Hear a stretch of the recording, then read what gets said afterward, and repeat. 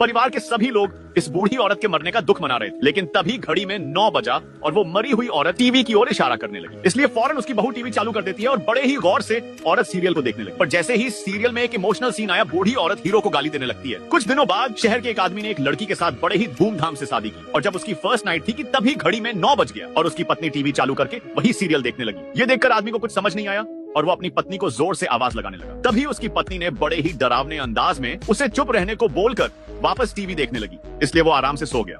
अगली सुबह जब वो अपनी पत्नी से पूछा तब वो कहती है कि मैं तो सीरियल देखती ही नहीं। ये जानकर आदमी बड़ा हैरान हुआ और अपनी पत्नी को लेकर डिश टीवी वाले के पास जाता है। फिर उससे कहता है कि तुम अपने टीवी का केवल मेरे घर से हटा लो, लेकिन वो आदमी उल्टा उसे ही सुनाने लग जाता है, जिस कारण आदमी की पत्नी उससे लड़ने लगी और ये देखकर आदमी अपनी पत्नी से खुश हो जाता है। अगली रात फिर से 9 बजते ही उसकी पत्नी टीवी देखने के लिए बैठ गई और जैसे ही आदमी टीवी को बंद करता वैसे ही वो एक कुंटल भारी बेड को उठाकर फेंक देती, जिस कारण आदमी काफी ज्यादा डर गया। इसलिए वो ये सारी बातें अपने दोस्त को बताता है। तब उसका दोस्त भी यही कहता है, हाँ मेरी पत्नी भी ठीक 9 बजे ऐसे ही करने लगती है। लेकिन एक दोस्त दोस्ती के सामने अपना रोला दिखने के लिए कहता है कि मेरी पत्नी मेरी हर हुक्म मानती है और कॉफी का इशारा करते ही वो मेरे हाथ में दे देती है। तब वो लोग कहते हैं कि मैं नहीं मानता, इसलिए उन्हें दिखाने के लिए वो उसे अपने घर ले गया।